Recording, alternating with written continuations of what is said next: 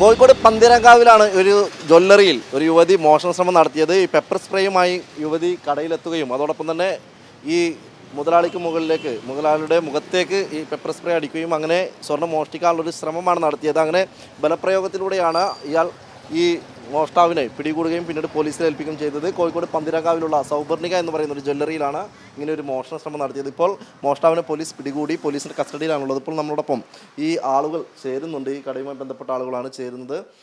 എപ്പോഴാണ് ഈ മോഷണ ശ്രമം നടന്നത്? ഒരു രാവിലെ 10:30 മണിയായിട്ടുണ്ട്.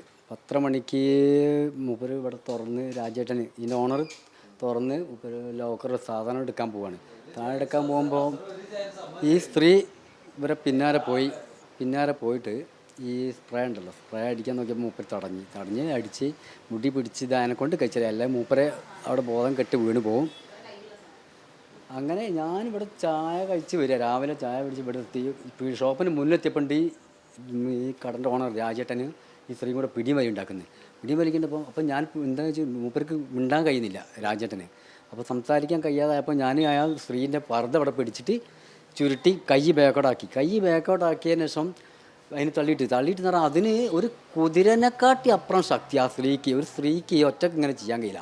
ഇതിൻ്റെ പിന്നിൽ വേറെ ആൾ പ്രവർത്തിക്കുന്നുണ്ട്. അത്രയും ഇതായിട്ടാണ് ആ സ്ത്രീ കളിക്കുന്നത്.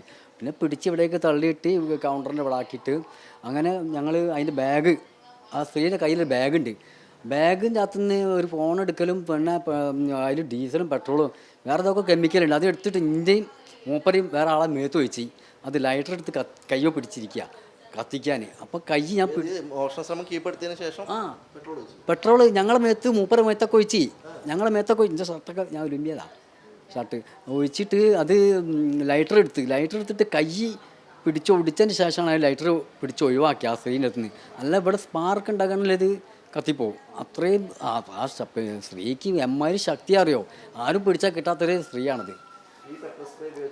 അതെ, അതുകൊണ്ട് പിന്നെ വേറെ ബോട്ടിലൊക്കെ ഉണ്ട്. അത്രയും അവിടെയൊക്കെ റോഡിൻ്റെ മുകളിലൊക്കെ ഒഴിച്ചാണ് സാധനം. അവിടേക്ക് പ്രത്യേക തരം ഒരു കെമിക്കലാണ് ഇതിൻ്റെ ഉള്ളിൽ. പിന്നെ നിങ്ങൾക്ക് സ്മെല്ലടിക്കുന്നില്ല. ഇപ്പോൾ ഇതിൻ്റെ ഉള്ളിൽ കെമിക്കൽ വെറും ഡീസൽ മാത്രമേ നടത്തിയോണ്ട് രക്ഷപ്പെടാൻ കഴിഞ്ഞു. ഓക്കെ, വലിയ മോഷണ ശ്രമം തന്നെയാണ് ഉണ്ടായിട്ടുള്ളത്. ഈ ആളുകളുടെ ഇടപെടൽ തന്നെയാണ്. തൊട്ടടുത്ത കടയിലായിരുന്നു അഷ്റഫ് ഉണ്ടായിരുന്നത്. അവരൊക്കെ തന്നെ ഓടിയെത്തി ഈ മോഷ്ടാവിനെ കീഴ്പ്പെടുത്തിയതിനു ശേഷമാണ് ഇങ്ങനെ ഒരു വലിയ അപകടത്തിലേക്ക് പോകുന്നതിൽ നിന്ന് രക്ഷപ്പെടാനായത്. Hour petrol ഉപയോഗിച്ചിട്ടുണ്ടായിരുന്നു. ഈ സ്ത്രീൻ്റെ മുന്നേ ഇവിടെ 2 പ്രാവശ്യം വന്നിട്ട് ഇതൊക്കെ നോട്ട് ചെയ്താണ്. ഇത് ഇവിടെ ആളില്ലാത്തപ്പോൾ ചെയ്യാൻ വെച്ചാണ്. അന്നിപ്പോൾ ഒരു അച്ഛനും മകളും ഉണ്ടാവും. പക്ഷേ ഇന്നിപ്പം മകളില്ല, മകൾ വീട്ടിലാണ്. വന്നിട്ട് കുറച്ച് കഴിഞ്ഞിട്ട് വരാമെന്ന് പറഞ്ഞാണ്. അപ്പോൾ അച്ഛൻ ഒറ്റക്കായപ്പോഴാണ് ഈ സ്ത്രീ ഇവരെ പിന്നാലെ പോയത് സ്പ്രേ അടിക്കാനായിട്ട്. Okay, thank U.